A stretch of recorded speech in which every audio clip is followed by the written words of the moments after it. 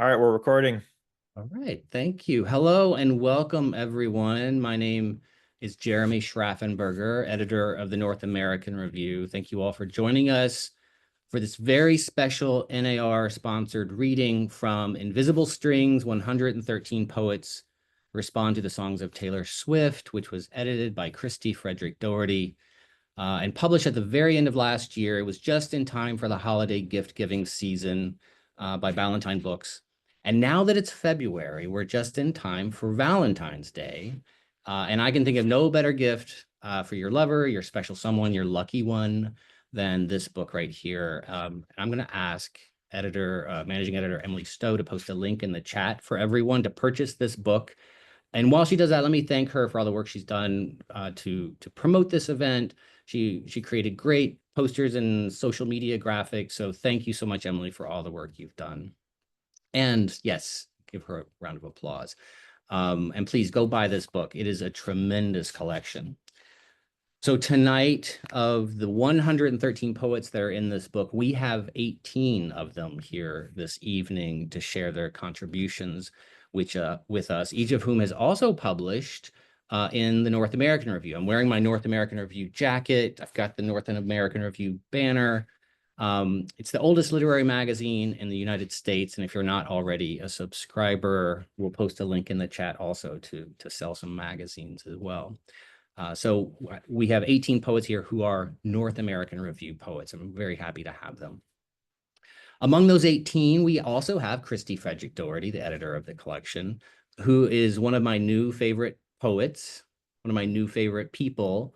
And you can read two of her latest poems in the forthcoming, it's just went to press, the forthcoming spring 2025 issue of the North American Review, which also features a ton of other wonderful poems, including one by Kelly Rowe called Out of Office Reply, which won our James Hurst Poetry Prize. I highly recommend it to you.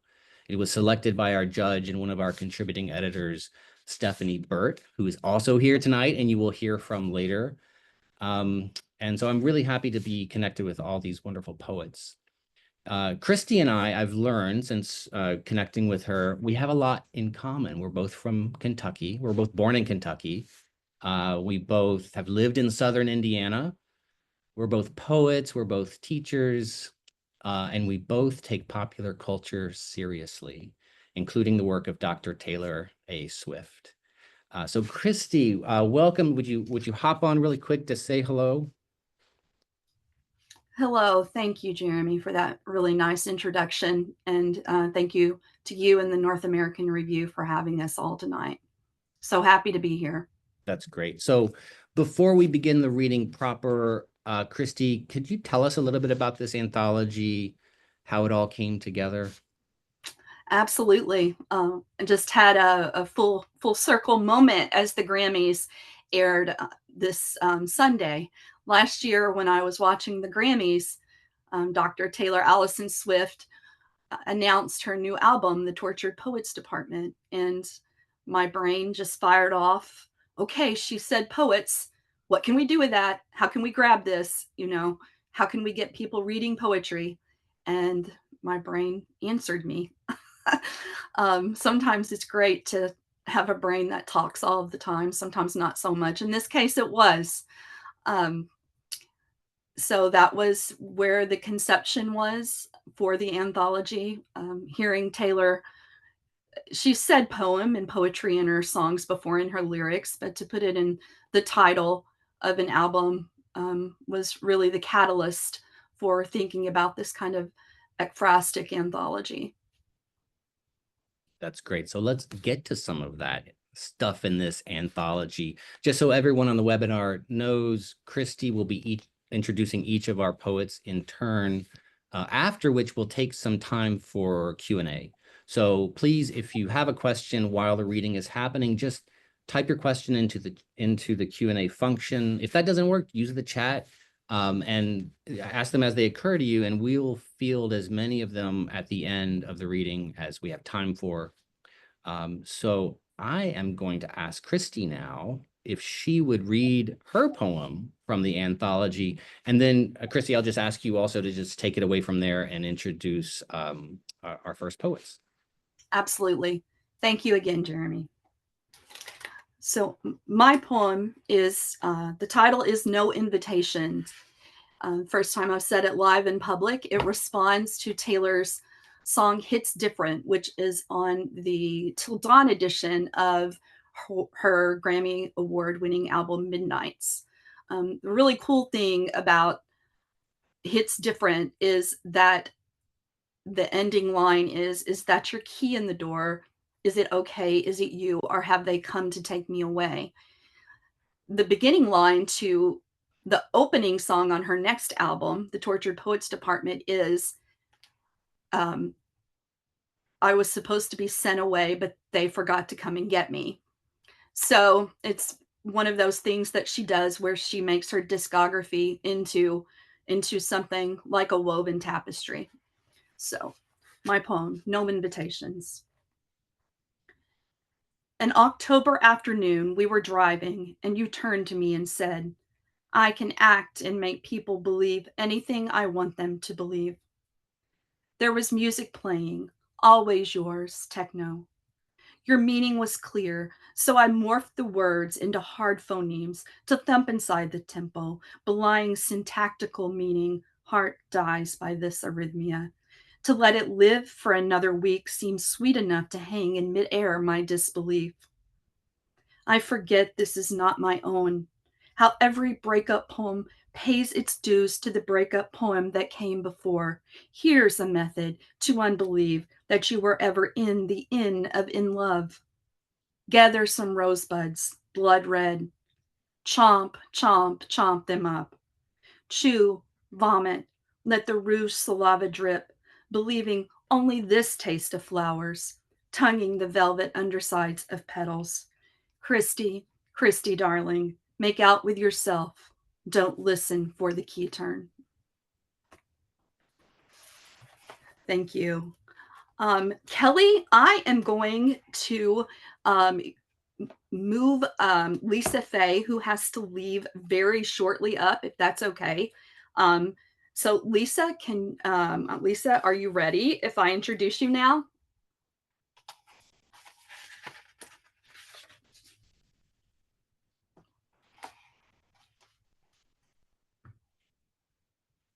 Yes. Okay, awesome. Sorry. There you I are. thought you could see me. I'm so sorry. Oh, no, that's okay. Lisa Faye. Okay. You have another commitment, and we all want to hear your poem. So Lisa Faye Cultley is the author, most recently, of Host, Tether, and Errata, winner of the Crab Orchard series and Poetry Open competition. In the Carnival of Breathing, winner of the Black River Chapbook competition, and Small Girl, Micro Memoirs.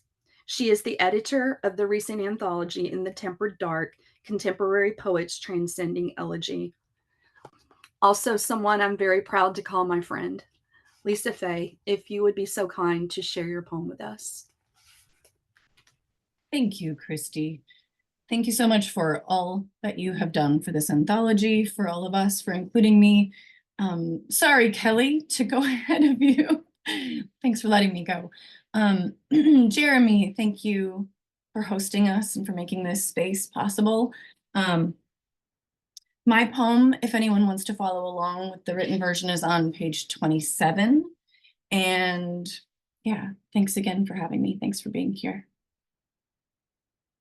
Letter to future me about which outfit to wear for future wreckage.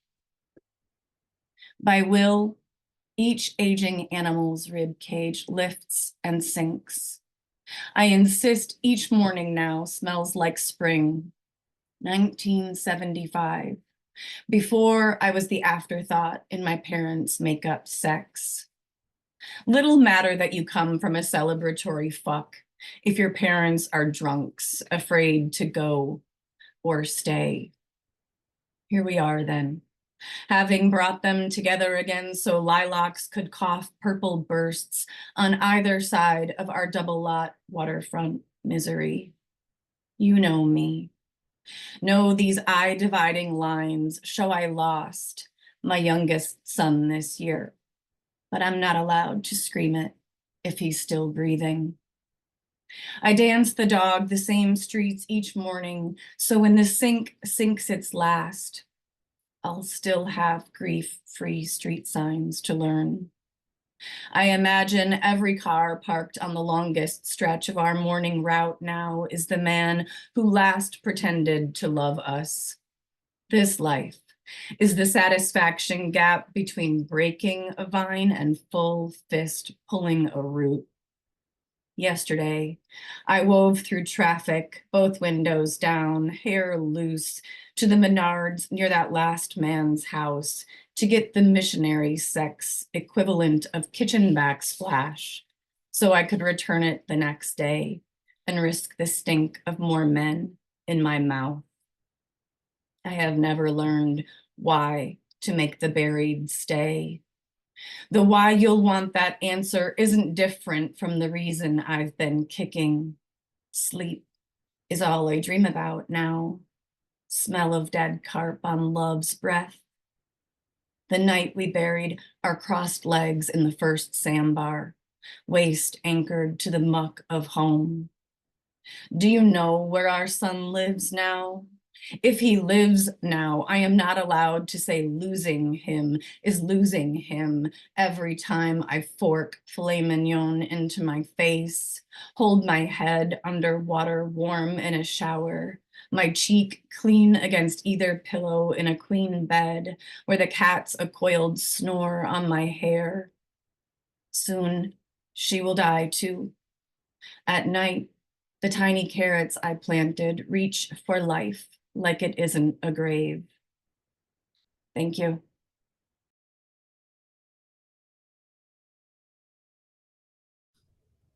Thank you. Amazing poem to an amazing song. Lisa Faye's poem responds to Taylor's song on the new album Florida, which Taylor co-wrote with Florence Welch. And I did not know that that was one of Lisa Faye's favorite artists, but I did know that she was the right person. Lisa Faye was the right person for Florida. So thank you. Okay, Kelly Russell Agaddon is a bi-queer poet, writer, and editor from the Pacific Northwest. Her newest books are Dialogues with Rising Tides, which was a finalist in the Washington State Book Awards and shortlisted for the Eric Hoffer Book Award Grand Prize in Poetry, and Demystifying the Manuscript, essays and interviews on creating a book of poems, co-edited with Susan Rich, also a contributor. She is the co-founder of Two Sylvias Press. Kelly Russell, if you are ready, also someone who has become a dear friend to me throughout the creating of this anthology. Oh, thank you, Kristie, and thank you, Jeremy, and North American Review, which was one of my early, as a young poet, one of my first publications. And that is something about this community where there's not a lot giving me joy, but this community, this project. So I'm thankful to be here. So my poem is the 13th poem in the book. It's on page 20 if you want to follow. 13 is a special number for Taylor, as you know. And the poem I wrote to was Antihero, which is, it's me, hi, I'm the problem, it's me. And there were 3 poems I wanted, or not 3 poems, 3 songs. And this was the one I wanted. I also wanted Karma, which was Melissa Studdard, got that. And I just left it to chance. And so when Kristie gave me this song, I just thought it was a perfect fit. It's called In Wonderland. We're surprised, not surprised, to learn the chamomile tea tastes bitter. Alice is playing cards with herself and losing. Another lunchtime of self-ghosting. A cheer section of unsexy balloons spelling out, the best way to find out if you trust yourself is to trust yourself. Every dream is also a storm. Her inner tsunami says, stay away from the internet. I mean, the poison. I mean, Alice, how does your tea taste when life is flooding? The drawbacks of insomniacs are the hours available to analyze a conflict, a convincing script, a role play of possible opinions. In the problem of moonlight, she listens to jokes from demons, sipping whiskey, a wise devil offers, advice love, giant love, self-love, superstar love, dumb love, trouble love. Alice sees facts in every fake promise. On a balcony, she reads instructions for new ways to jump. Befriend your demons. Buy a parachute. A shattered disco ball still reflects a fractured image. Her own villains in the looking glass, looking back. Thank you. Thank you, Kelly. Thank you for writing that amazing poem to Anti-Hero, which Taylor has called Anti-Hero her favorite, what she thinks is her best written song. She's very partial to it. Thank you for that poem. So up next, we have my friend Leah Umansky, who is an educator, artist, writer, poet, and the author of 3 collections of poetry, most recently of Tyrant, very timely right now, as well as 2 chapbooks, Dawn Dreams and I Dream, and Straight Away the Empty World. Leah, if you would share your poem with us, please. Thank you so much, Kristie. Thank you, Jeremy. Thank you to North American Review, who published some of the poems in Of Tyrant, so that's special to me. I've never revealed my song before, so this is exciting. So my song is Love Story, which I think is the first Taylor Swift song I ever knew. I think it's really obvious when you hear the poem, but you'll let me know. Thank you so much. And it's on page 107, and it's a prose poem, so it's one big block of prose. Oceans Apart. It was 1996 when I first met you in an AOL chat room. I typed, and you typed, and I typed, and you typed, and I typed, and you typed, and I just couldn't stop. I couldn't stop wishing, imagining, envisioning. The computer screen on my desktop beckoned me. You beckoned me. Each ping in the IM, each ping in the chat, a knot on a rope I climbed. Each knot a step in the staircase of my life into desire, despair, into touch, into lust, into dream, into love. We were so young. I was younger than you by a year, and you were right here alongside me through the screen and across the Atlantic. Your heart in the moors of West Yorkshire, mine in the suburbs of Long Island. You sent me letters and British mixtapes. I sent you photos, American candy bars, and mixtapes back. Each letter a spark, each phone call a yearn. The modem lulled me. The modem lulled me to love. That connection, that live wire, that was a kind of love. The anticipation, the thrill, the desire of the wait, a pull. Our love was a field inflamed by story, by phone cards, by folktale, by novels I sent you pages of, by the essence of wonder. I wonder if you will be as I imagine you to be in person. I wonder if the computer you is the real you, if the real you is the you I love. Love. It's what all stories are about. All love is love, but young love is special. That pureness is an opening. You were Heathcliff and I was Kathy, and I dreamt of those moors, that heather. We were so young, we were so pure, so innocent. I knew the want of you. I knew the want in me. It grew more electric with every letter, every ping, every word on the screen. But you said yes to me, and I said yes to you. And so our parents both said yes. That was a love story. You were the love story. The imagining, the conjuring, the yearning, our 7 nights in my parents' basement after midnight, my first time being so close to a boy and naked. I thought I knew how to steer that ship. I thought the story had informed me, but life had other plans, as did the ocean between us, and the future, a buoy floating between us. Thank you. Thank you, Leah. My gosh, I love hearing you read that. I thought I knew how to steer that ship. what a line. If that's not, if that's probably maybe one of the truest things I've ever heard about love. I thought I knew how to steer that ship. Thank you. Up next is my friend Stephanie Burt, who is the Donald and Catherine Locher Professor of English at Harvard. Her books of poems and literary criticism include We Are Mermaids and the forthcoming Super Gay Poems. And another book she has coming out as well, if she wants to tell us about it, in this year, in 2025. Oh my goodness, this year. Stephanie, please take it away.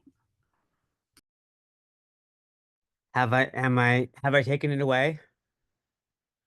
It's been taken away. Yeah. So I am right now in final edits for what looks like it's going to be called Taylor's Version, subtitle still being decided on, which is just a, monograph about Taylor as a songwriter and her career and, what she does well and why. So I don't know what else to say. We are revealing what songs we worked out of. So this, I believe, Kristie, that you decided this poem went with Endgame, which I wasn't sure if it went better with Endgame or with Ready for It because it works for both of them, but I'll take it. It is a villanelle, which means that it literally plays a bunch of games with how it ends.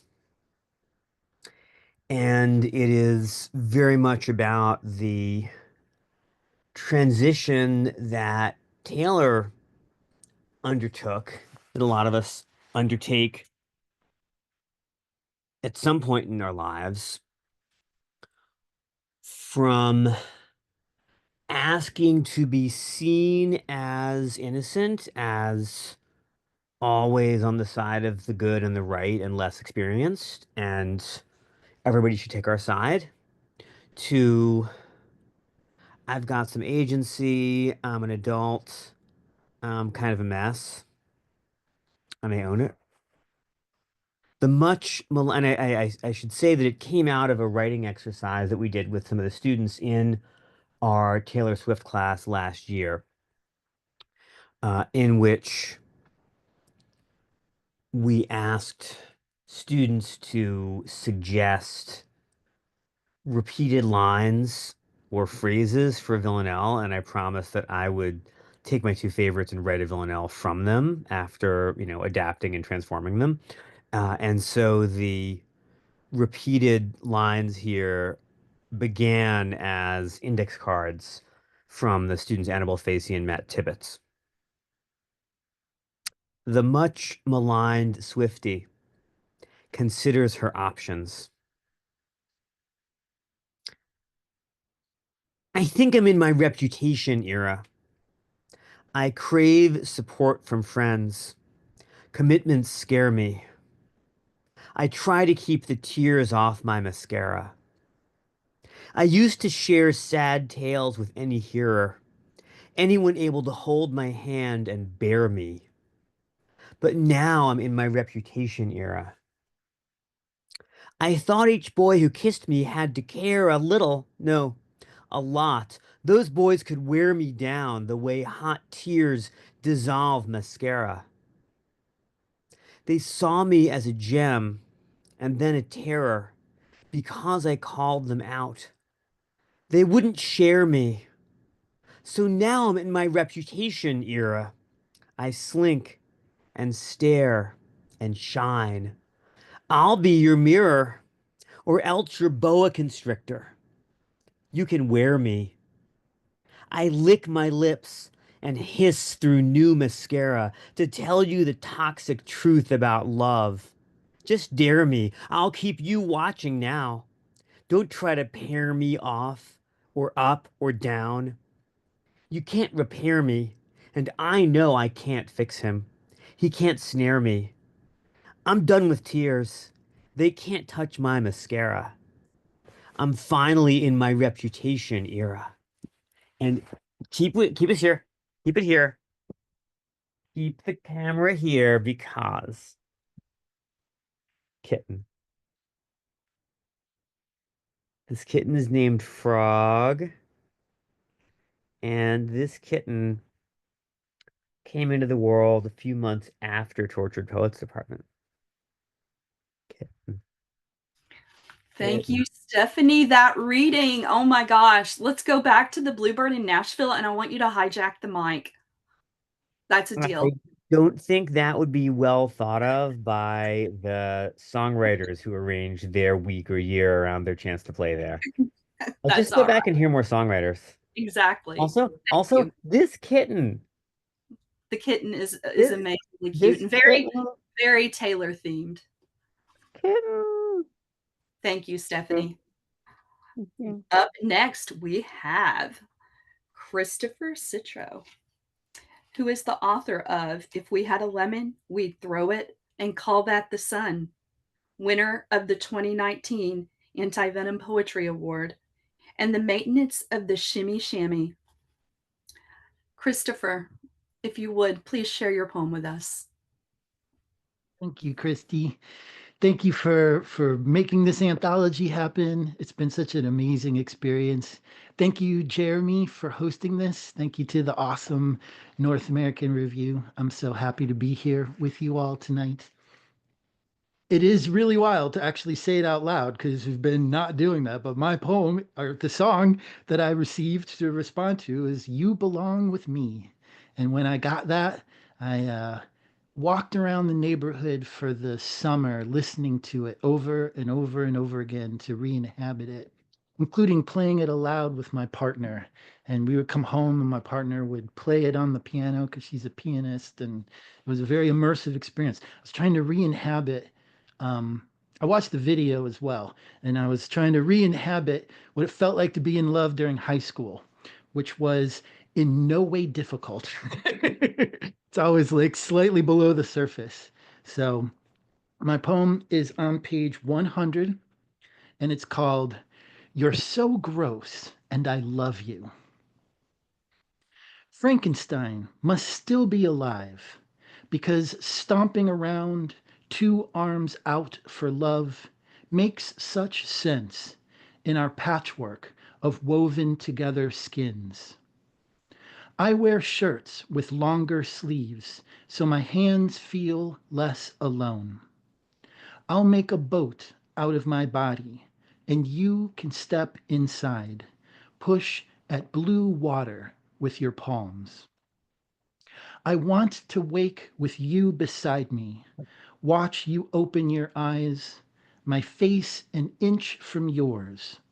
Morning light across the wall holding us. You could dip a finger in your mouth, write your name across my chest.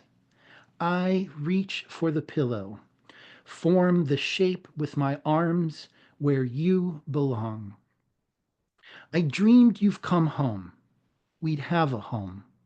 I take your umbrella, replace it with a drink, feed you rainbow trout and garlic butter with parsley picked 20 minutes ago from our garden. We'd have a garden. Some stalks already nibbled by a rabbit. I gathered them anyway, washed the spit off. Do you like seafood? You ask. Then open your mouth to show me the half mashed dinner in there. Look, we'd get by, is what I'm saying. In 8 billion people, I'd push everyone into the mud to get to you.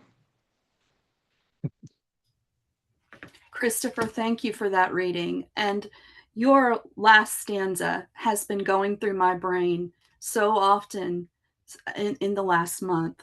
Look, and it's in italics, we'd get by, is what I'm saying. In 8 billion people, I'd push everyone into the mud to get to you. That just keeps resonating with me about how we're going to need to get by and scramble to be with those people who help us get by. So, as knowing your poem so intimately from editing the anthology, that stanza has taken on a new meaning for me. Thank you for your poem. Thank you, Kristie. Up next, we have Terry Ellen Cross Davis, who is the author of A More Perfect Union, winner of the Journal Charles B. Wheeler Poetry Prize, and Hunt, winner of the 2017 Ohana Book Award for Poetry. Terry Ellen, if you would, please share your amazing poem with us. Hey, thank you, Kristie. Thank you all for being here, and thank you, North American Review. It's beautiful to be back in this space with all of you poets, and to be under the banner of North American Review makes it even sweeter. I wrote my poem. It was inspired by the song "The Smallest Man Who Ever Lived," and just like with anything, if I'm responding to something, I just immersed myself into it. I'm pretty sure my family got sick of hearing me talk about it, break it down like, oh, and did you know she dated? Oh my God, did you know? And it was just like, it was all the hot tea it was fresh for me. But because I knew at the time, but I hadn't like paid as much attention, but I knew it was in my periphery. So to be able to go back was just like, I don't know, juicy and sad, but juicy, but fun. So there you are. And of course, the minute I heard it and kept listening to it, this was the scenario that ran itself out in my head. There was nothing I could do. Tempered. My poem is on page 61. Your friend said you wanted to meet Miss Bronze. I fit the mold, living next door and all. The invite to come by rang in earnest when your boy said it. I just knew I loved your name. Saturated from sunlight, we spent a sparkling summer rusting. We put on a good performance. From bar to bed, you showed me off, a pretty arm piece dipped in metal. By fall, I'd be alone with dents in my crown. Like a petulant rock star as the last song ends, flipping off the audience. What is it about small men when they meet a woman worth knowing? The pinup becomes a pushpin, love a forgotten quotidian. Drifting under starlight, we spent a sparkling summer. I swam to you, mistaking a riptide for an invitation. You took everything out of me, and I just loved your name. All right, thank you all. Poetry as a collective and healing force. Just remember that we as a collective and as a group will get to anything. Well said, and thank you. Your poem, again, another song that's taken on a new resonance in light of January. The Swifties, are Taylor Swift's fan base, have claimed this song as an anthem of sorts, as it responds to the smallest man who ever lived. So thank you very much for reading and for writing this poem. Up next, we have, let me get there in my marks.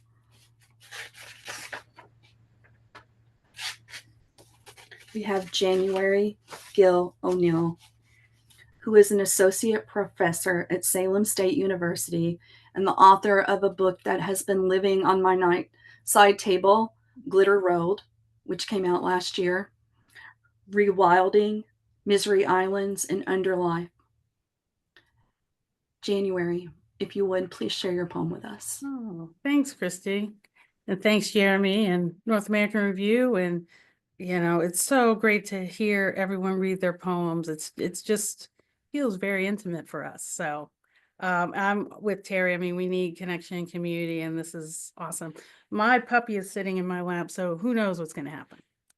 Anyway, I'm going to read my poem Incantation, which is on 37. It's so interesting here, hearing Stephanie talk about her poem, because Ready for It was my song. So I knew right off I was going to do that song. And it's the lyric, you know, in the middle of the night in my dreams, it kind of rolls in my head. So Incantation.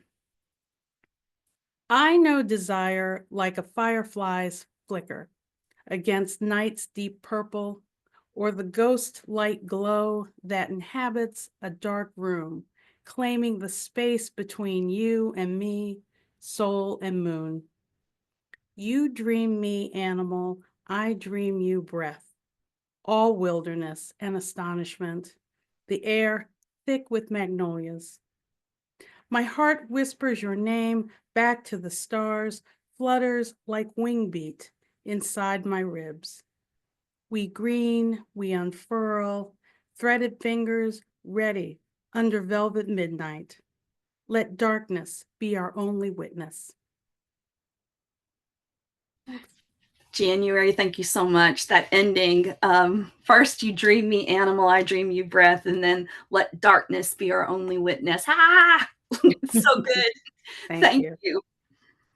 Okay, up next we have Molly Peacock, a poetry activist, co-founder of Poetry in Motion on New York subways and buses, founder of the Best Canadian Poetry Series, and creator of the Secret Room Poetry Room at Bingham University.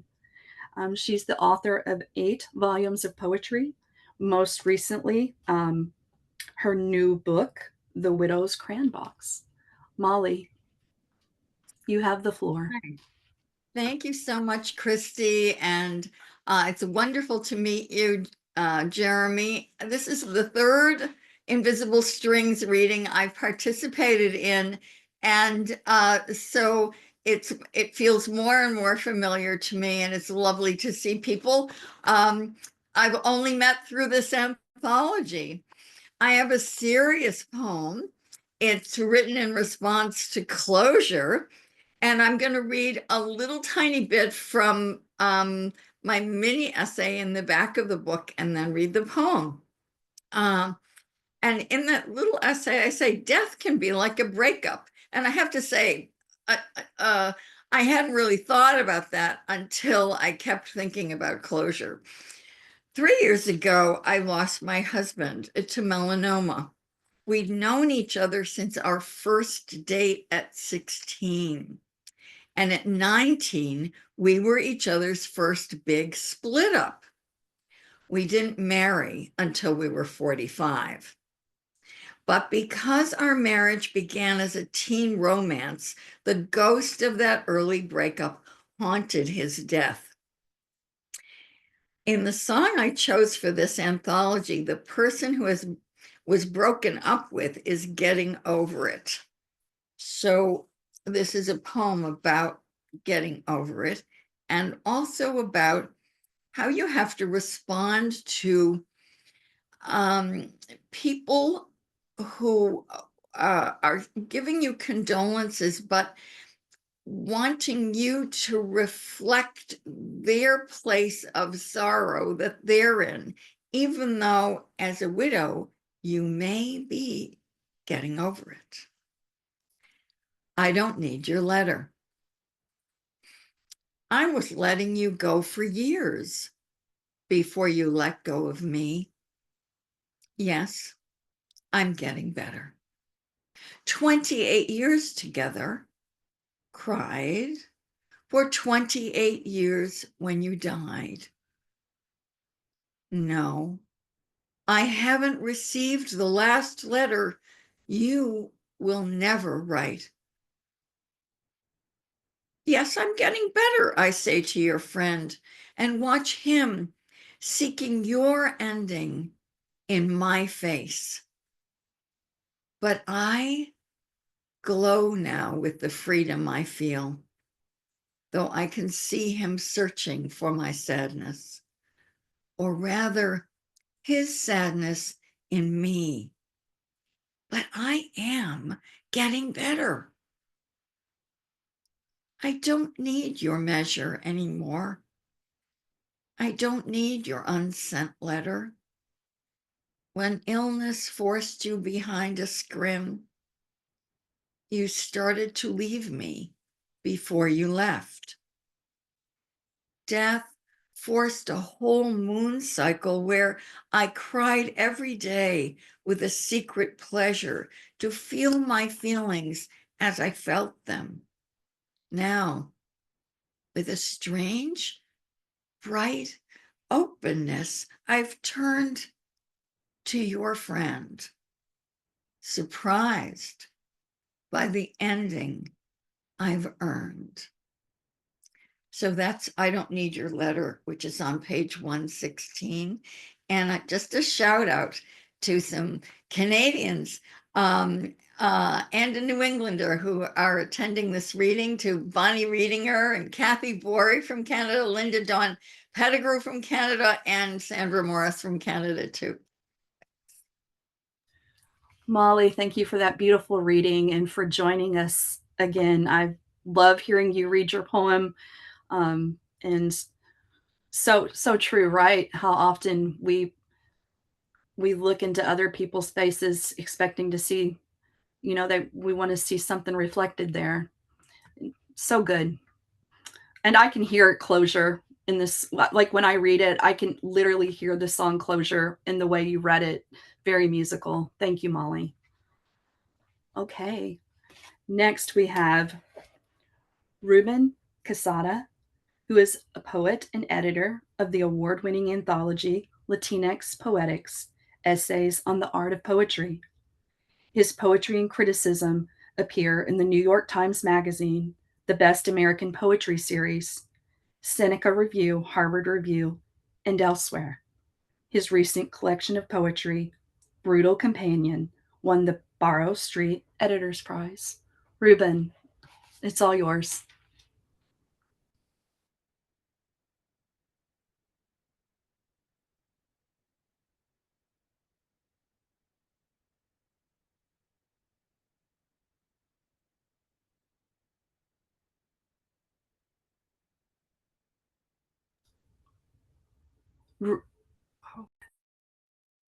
Ruben, I think you have the wrong mic selected on your device in the settings. Because you're unmuted in the Zoom and we can't hear you. Much better. Oh my goodness. Thank you so much. So thank you, Kristie. Thank you, Jeremy and North American Review. I was saying that it's lovely to always be in the lineup right after Molly Peacock. So I'm very fortunate to be listed in this way. But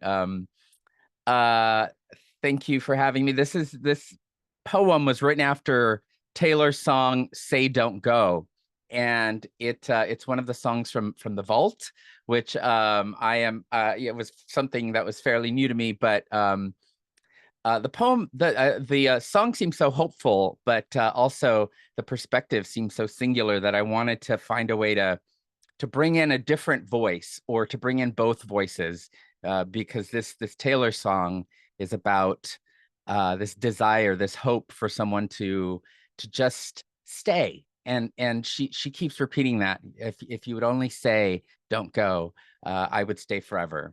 And so so I thought a lot about that, about what it meant to say something. And this is a contrapuntal poem, so you can read it across, you can read it down, both columns, and I'm reading it across. Summer Lover.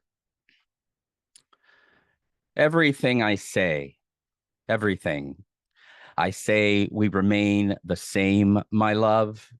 From this day on, for a man like you, I hold my breath. I am silent. Remember, I was hung up. Everyone knew. That summer, I spent the night. You danced, watched me on the sill in your underwear, smoked a joint, sipped the setting sun. It was nothing after a long, muggy day. My hands sifting your hair, whispering in the dark, letting my mouth wander, making memories. Kiss me on my neck as the moon slips in, marking my thigh like a slit, a sliver through the clouds. What is going on? My love, this does not matter. I hear you say, stay. Now it is you and me. I will say, I do, I do, I do. Thank you. Thank you so much, Ruben. What a magnificent reading. It's always magnificent to hear you read your poems, that I could listen to you read everyone's poems. Thank you so much. Okay, up next we have Susan Rich, who is the author of 6 collections of poetry and co-editor of 2 prose anthologies. Her most recent books are Blue Atlas and Gallery of Postcards and Maps, New and Selected Poems. She is also hard at work on an anthology that will be coming out in the future. Susan, if you will, please elevate her story for us. Thank you. Thank you, Kristie, Jeremy, Emily, North American Review. Can you hear me okay? It's so weird sitting in one's house alone and thinking, is anyone really able to hear me? And it is also weird to be like announcing in public for the first time which song is connected to our poems, but it's fun, the reveal. So the reveal for me is the song by Taylor Swift of The Man. And it felt, I think nobody's saying this, but I'm guessing I'm not alone here. It felt hard to do this, to especially take a song that I knew and loved and figure out a way in. I watched the video, which is pretty wild for a Taylor Swift video. It has some, what do you call it? Like R-rated moments. And then I heard her on Tiny Desk, the NPR store. What's that? What am I looking for here? The NPR piece where musicians come in and just by guitar. And she gave a really fascinating introduction to The Man. She said, I've been thinking about this a long time, and I have a lot to say about this. And then she went into the song. So I got the sense that this meant something to her. And anything else I want to say? I suppose the last thing is to thank my friend Angie Voorhees, who I was traveling with in Spain and Portugal when Kristie told us, by the way, you have 2 weeks to write this poem. And so I had to do it on the fly, bad pun intended. And my friend Angie is a great birder. And so no matter where we went, whether it was a pigeon or a sparrow or something more exciting, she was really into the birds. And so I always think that this poem couldn't have been written without her as my traveling companion. Plural as the universe. What if I were born a bird? Who would I be? A curator of cloudscapes, of guitar arias, a painted snipe, a swift, a black-capped chickadee? What if I traveled as a bird? Calls over the wild hydrangea, calls over the almanac, a wave of sound, luminescent as the sea. And what if I could transform? No longer criticized for how high I fly or the topography of my wings. I'd be a proud bird brain with a bird's eye. No one could contain me. In a little crimson dress of an Electus parrot, let me touch down by the coastline of Tahiti. Ignore the peacocks with their train rattle plumes. Elevate herstory with a scream.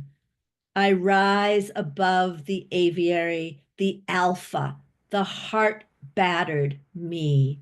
Move 13 ways into plural new universes to soar above the blue, wingspanned to vault above the trees. Susan, thank you so much.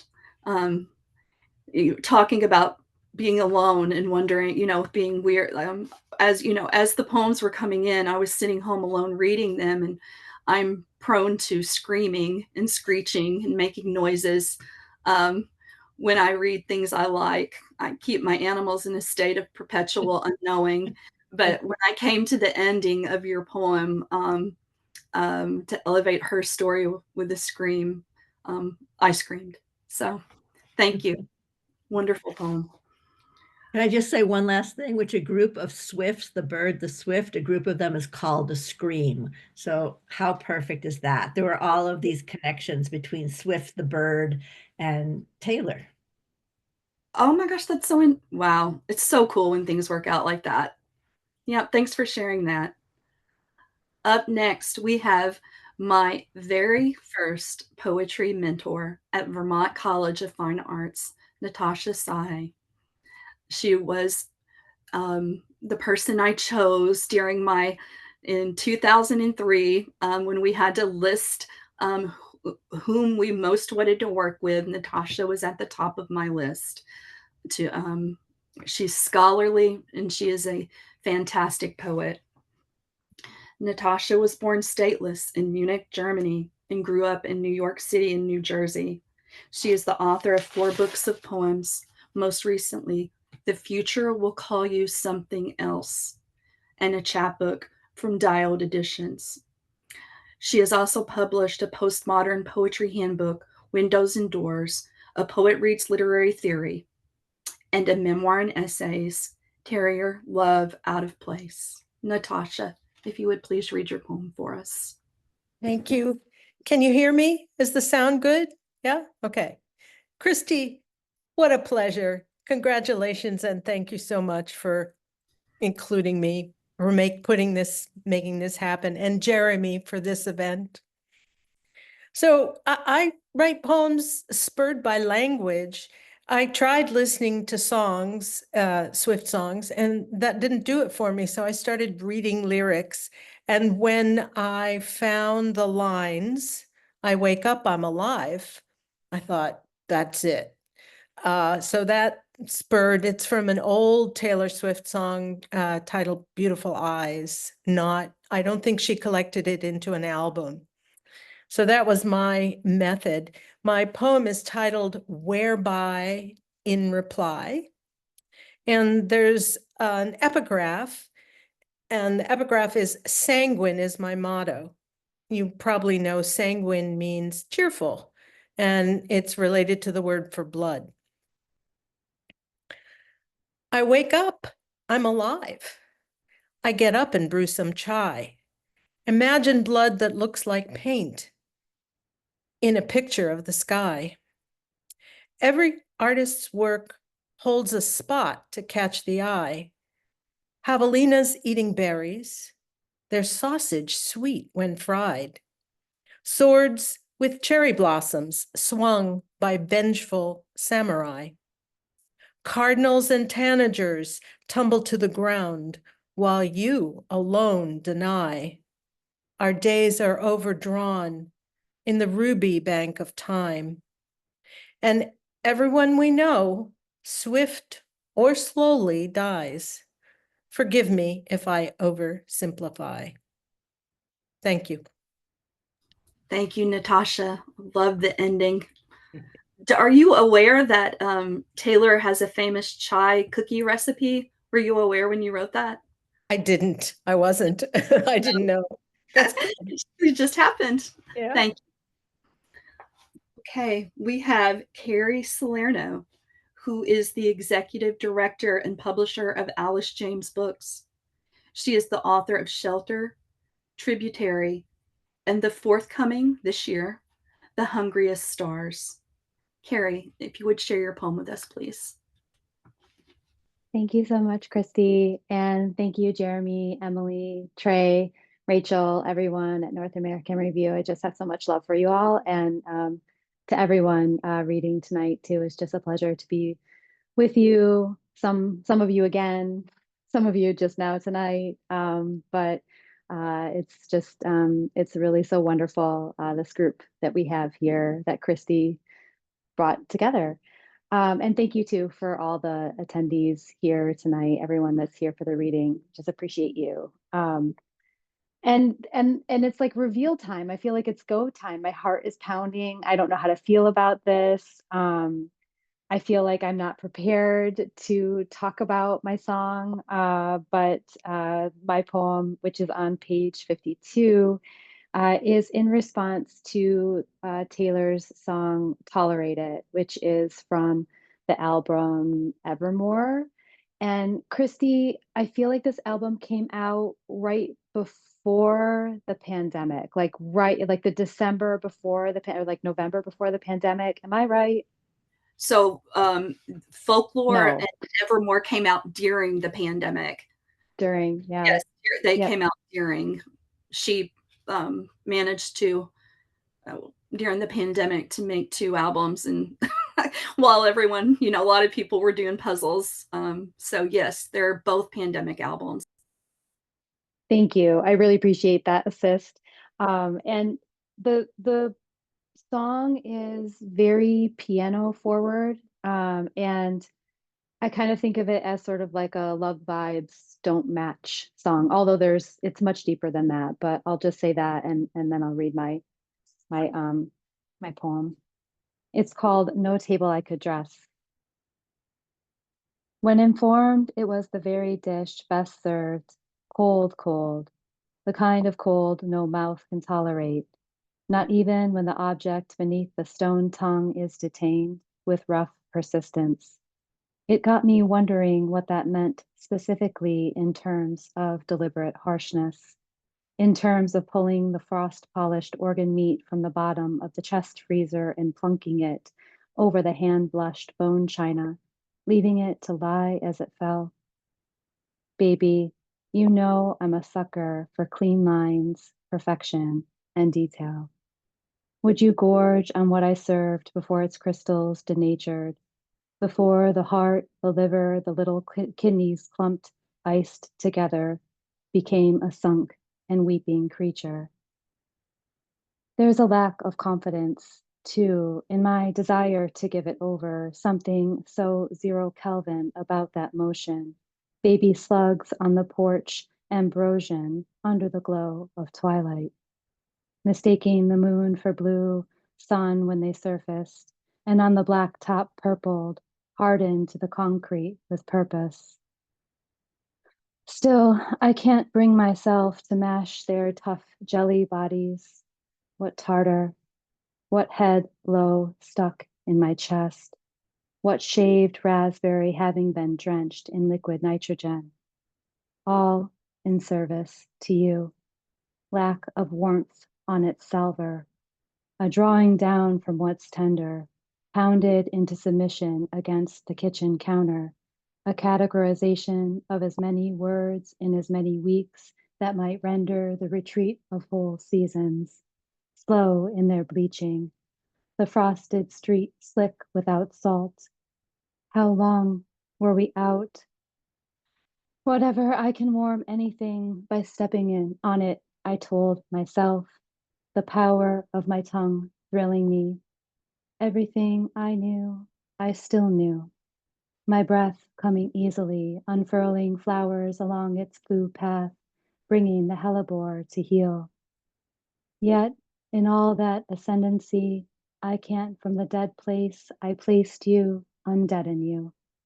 No table I could dress, lace and gild in its sumptuous best, to raise us from beneath the floorboards of my phone, my ear pressed to its scuffed flank in the middle of the night, where I commune with the absence of your heart's moan, or emerge from the depths of the woods within which I planted your demanding.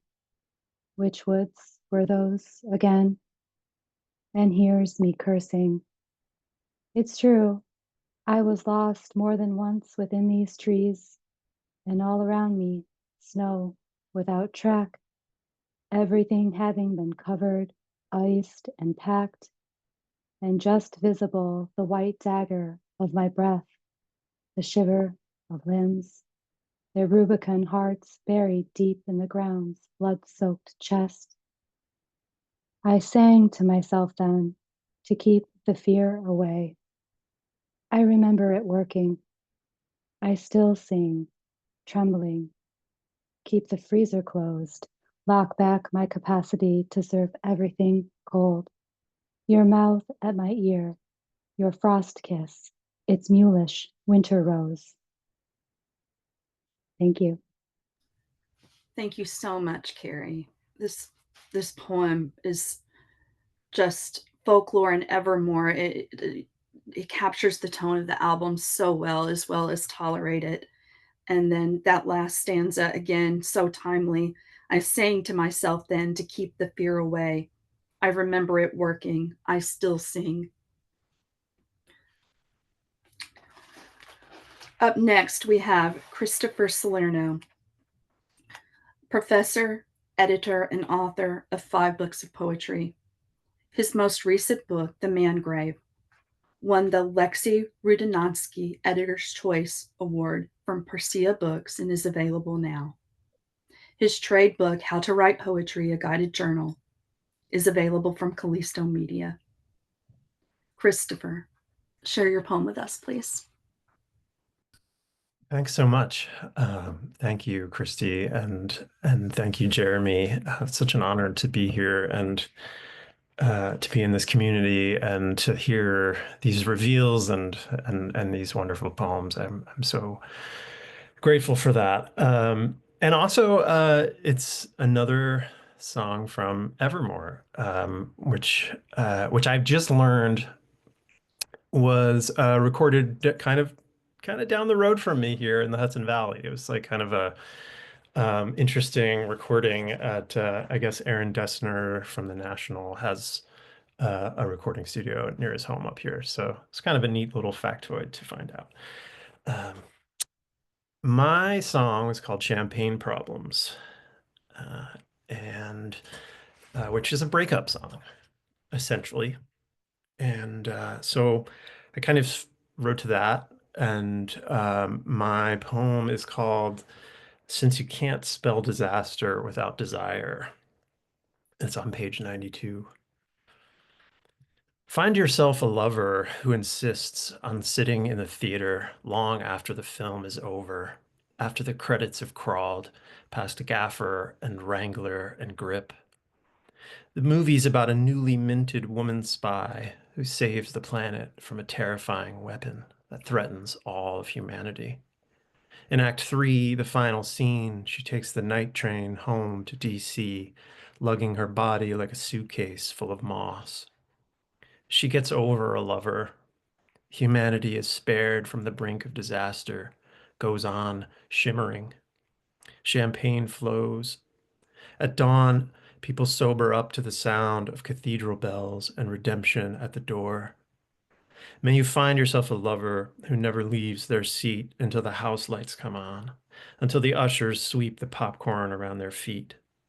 Part ritual, part undying belief in the yet unseen, that nothing is ever over until it is. Leaving the theater, they will pop the metal exit door and orient to how the parking lot light bathes the blacktop at yet another dusk. How the chill of evening has inspired the ornamental cherry tree to drop its bulk of blossoms all in a pile on their windshield. This is not a real problem, they will say, pushing the petals away. This is what I was waiting for. Thanks. Thank you so much, Christopher. That ending is so amazing, and such a fun Easter egg for Swifties who come to the book to try to figure it out. This is not a real problem. Thank you. Thank you. David, we have David Groff up next, who is the author of Live in Suspense. His previous book, Clay, was chosen by Michael Waters for the Louise Bogan Award. His first collection, Theory of Devolution, was selected by Mark Doty for the National Poetry Series. David, please share your poem with us. Well, thank you, Kristie, and thank you, Jeremy, and thanks to my fellow readers and everyone who's listening tonight. My poem's on page 145. It's a real pleasure and a pleasure to reveal it. Sort of strange. I've been withholding this to my loved ones for so long. I want to dedicate this to the 3 Swifties most immediately in my life, Anna, Lacey, and Maddie, my nieces. And Maddie, I just gave her a copy of the book, and she said, well, what are you doing, you poets? I mean, are you writing like, are you like mirroring her? Do you disagree with her, or what do you do? And I thought about that, and I thought, yeah, sometimes we're really replying or amending and definitely changing what she's doing. And this poem is inspired by This Is Why We Can't Have Nice Things. And I think it does sort of ask some questions, maybe implicitly, of Taylor. And it's called We Have.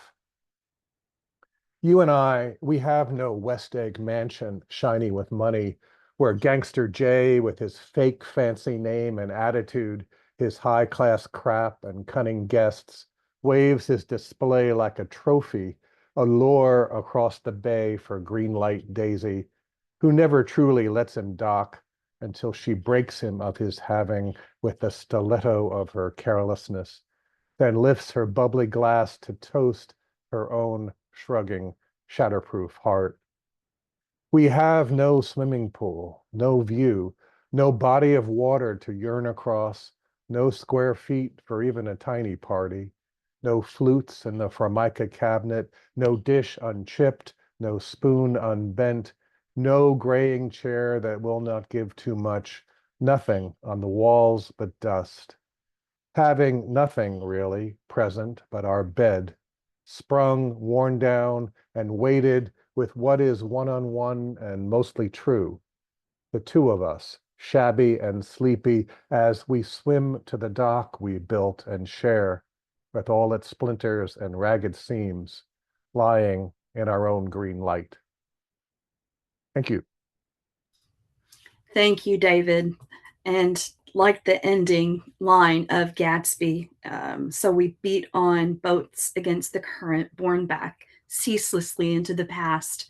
I wonder if that ending felt as inevitable to you as that last sentence did when Fitzgerald wrote, because that ending is it's great.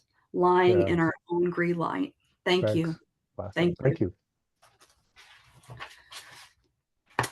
Up next, we have Diane Seuss, the author of 6 books of poetry. Her most recent collection, Modern Poetry, and Frank Sonnets, which came before, which won the Pulitzer Prize. Modern Poetry was a finalist for the National Book Award last year. Diane, if you would please share your poem with us. I'm happy to. Thank you, Kristie. And thank you, Jeremy. And thanks to the North American Review for giving us this space. And of course, to all my fellow readers under Taylor's umbrella.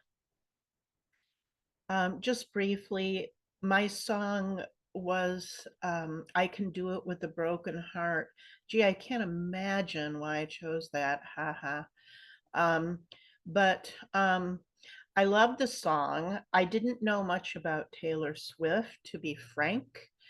And so I used my poem to I guess to come in contact with her, to see the woman beneath the icon and the image, or to experience that woman. I really enjoyed and I think it helped me with the poem to explore the Easter eggs idea, and I laced this poem with them. And then finally, I was interested in the fact that I was writing under the influence of a songwriter, and so I really played with musical possibilities in a poem here. I think it affected actually what I'm writing now in my own work. Okay, so from I Can Do It With a Broken Heart, this is the lucky one. The first was my father.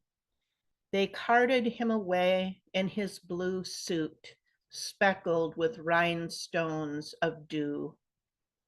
I was feather young, just 7, too young to believe in heaven or to know how to cry when something dies. Then came my romantic era. I was sassafras leaf green, barely 13, foreseeable. I was raised on green and 13th. It was no Valhalla, no Innisfree. Love arrived like spring with its absurd accessories. I was delicate, love's delicacy. We loved with a love that was more than love. I learned that in honors English. Love left tracks, mouse turds on the butter dish. My heart, hammered like a geode, exploded into lethal crystals. Then came the era of rebellion. I was a hellion with an orange bolt of lightning in my hair. I wore fake snakeskin underwear, my eyeshadow bruised blue, but like a boxer, not a martyr. Wrote Sylvia in red lipstick on my jeans, read Ariel in the bell jar, ate contaminated pickles from a supermarket fire. Yes, it was a performance. The heart performs its projections symphonic, though love is best when it's not symbolic. I learned that decades hence, after I'd shed 1,000 selves like flimsy gowns, until what was left was the sun-kissed chrysalis, breaking its artifice. White violets opened, and purple creatures rose on their watery stems. May apples offered up their diadems of poison fruit, and chimney swifts returned, sounding their tortured flutes. I've been broke, and I've broken. Horse or heart, that goes unspoken. The breaker thinks they won, but the broken is the lucky one. Thank you. Thank you so much, Diane. Those last couple lines, the breaker thinks they won, but the broken is the lucky one. So much truth in that. Thank you. Thank you.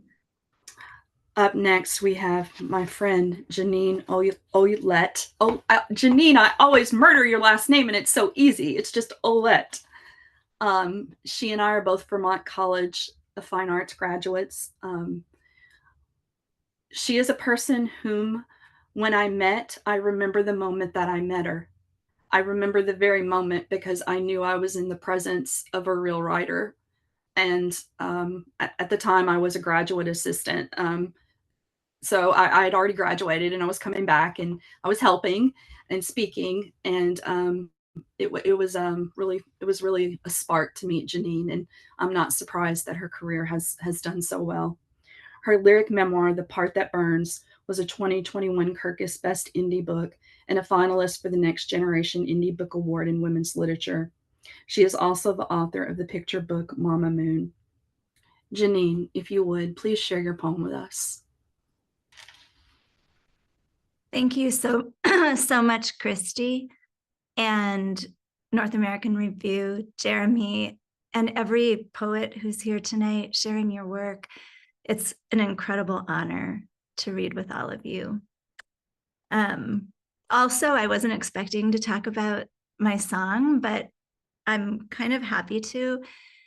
Kristie was instrumental in helping me choose a song. I didn't know a lot about Taylor Smith, and Kristie knew that it had to be from Folklore or Evermore, and gave me a short list of songs to listen to. And ultimately, the song that we chose together was August.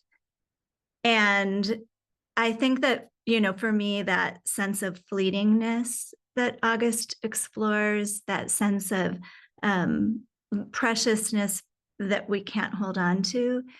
And I biographically was moved by it. I had 3 children in August. All 3 of my kids were born in the month of August. And so I wanted to take that theme and look at it through another lens instead of a romantic relationship, through the lens of motherhood.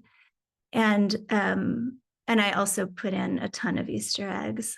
So yeah. So my poem is called Firstborn.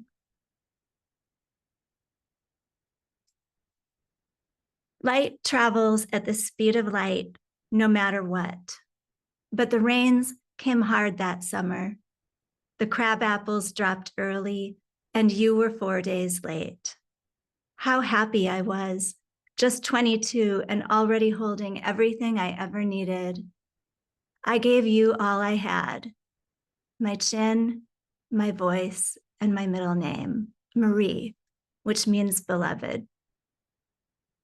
You named me Mama, a far back awe of salt water and round-bellied want whenever I twisted too soon from your baby sheets. You named the world too, kitty, book, bye-bye, and every other thing, like the arnica we dabbed on school day bruises, dotting your shins with little plums, and that birthday girl's crooked meanness, or mine. Your new selves, too, unfolding, till suddenly I was just Mom, a short O rested shut. Only then did I remember how all of you was always yours, your chin, your voice, and your middle name, Marie, which also means sea.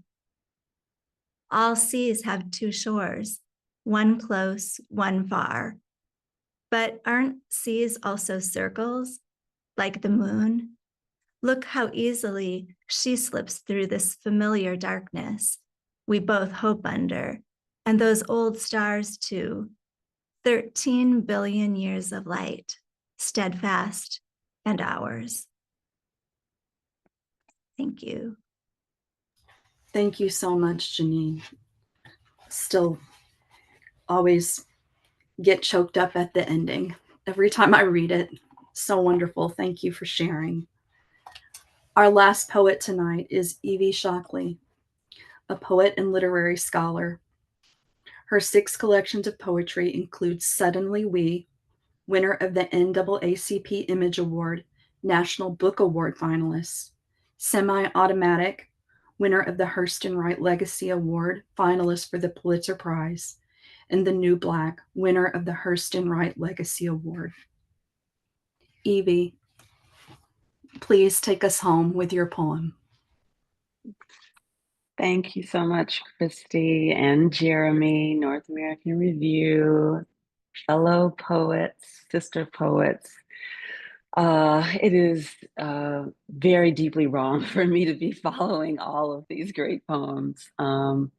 I am probably the least Swiftie in the group, but I, like David, am auntie to 2 Swifties. So I will dedicate my reading to Alicia and Aria. And I think the song that this poem is from will be obvious by the end of the poem. So I'll just say that I was really inspired by the rhythms of the song and by the narrative that it tells, that I could definitely relate to and try to reflect in this poem. So this is called Struggle. Thought I was safe, blending into the middle or tucked away quiet with my book and a bagel. But you saw me and plucked me from my bubble. Middle, bagel, bubble. You were 6'2" of sandalwood and swagger, with your razor sharp fade and 5 o'clock stubble. My heart was not the only part of me to tumble. Swagger, stubble, tumble. Thrilled to be swept up in the orbit of an idol, you dragged me out into a pool of new people and left me to dangle. It should have been a signal. Idol, people, signal. I started thinking that I must have a rival. You look me in the eye, but you're not on the level. How did I end up in a twisted love tangle? Rival, level, tangle. Let the games begin. I tried to act less eager and keep my weapons to a pout or a grumble. But pretty soon I learned we couldn't play gentle. Eager, grumble, gentle. Next thing I know, I'm alone in my heaven. Your smile is a star, just a distant twinkle. My hands are tied by my own damn ribbon. Heaven, twinkle, ribbon. He loves me not, petal by petal. Took too long to find the answer to the riddle. You were in it for yourself, and that's the trouble. All that struggle, love, wasn't worth the struggle. Petal, riddle, trouble. Thank you so much, Evie. I remember when I was talking back and forth with you, trying desperately, because I wanted you in the book so badly, trying desperately to convince you that you indeed could do this, even though you weren't a Swiftie. I was driving and speaking all the words because I didn't want you to say no, and almost wrecking all over the place. So thank you so much for being in the anthology and for contributing your poem Thank you. to your song, if you would like to reveal it. It's trouble. Thank you. Kristie, thank you so much for bringing all of these poets together in one place between the covers of this book. Thank you all to the poets.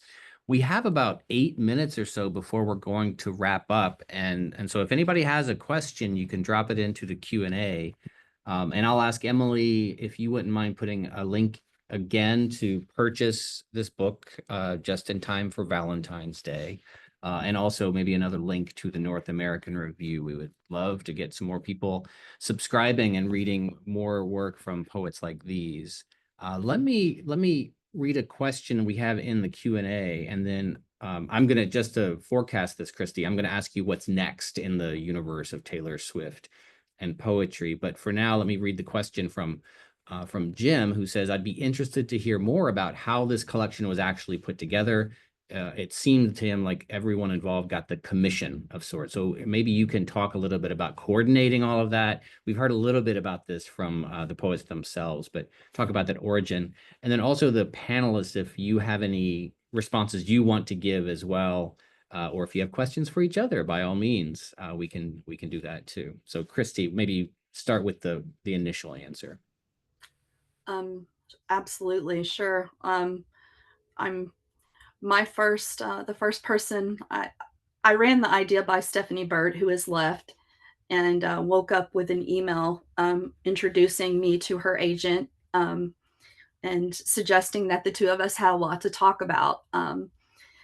Before that, I had contacted Diane Seuss and asked her if she would contribute a poem to such an anthology. And she said yes. And she said, would you like a list of a few people? And then she said, you may tell them I'm contributing. She didn't make me ask.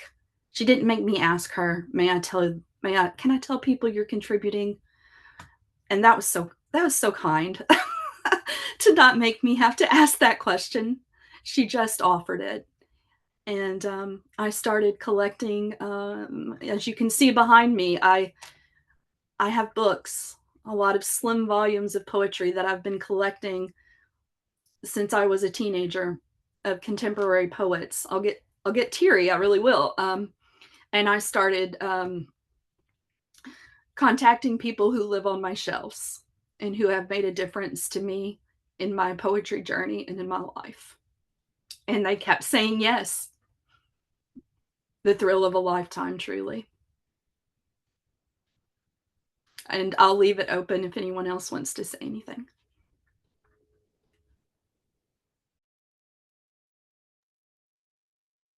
I would just love to throw in that I loved being part of the gang, Kristie, that you created. And you're not mentioning that sort of late night emails would come through, missives of your excitement and your joy all summer long.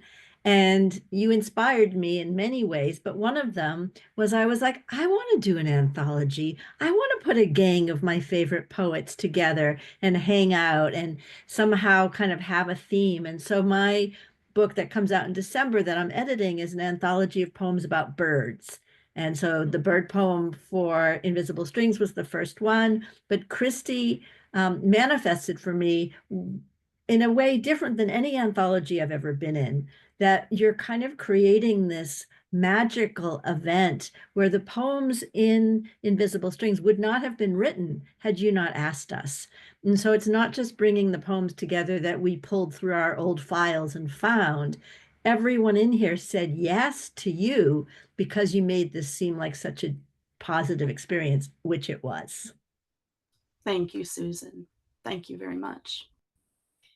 Can I just briefly add, I'm not sure anyone who wasn't around for the process can imagine how much work you put into this anthology, Kristie, every level of work. And you did it, you had to do it in such a short time. And I know that there was a lot going on in your own life that could have prevented you from making that kind of commitment, but you did it, and you did it for the poets. So thank you. And I hope you get to rest a little bit, but I doubt you will. Thank you, Di, and thank you for putting up with the crazy person who makes your phone ding at 2 a.m. Because sleep is not sleep, and we don't tarry much together. So I have I know. Thank you. So we have about 2 minutes left. I want to be respectful of people's time. So maybe Kristie, could you go ahead and tell us what's next in the universe of Taylor Swift and poetry? And I'll apologize to Brittany, Olivia, and Grace, Caroline. We might not get to your answers, but contact me afterwards, and we can follow up. Okay. So Kristie, please take it away. What's next for Taylor Swift? She has to be dropping Reputation and Reputation Taylor's version and debut Taylor's version. It has to be happening this year. I'm just going on.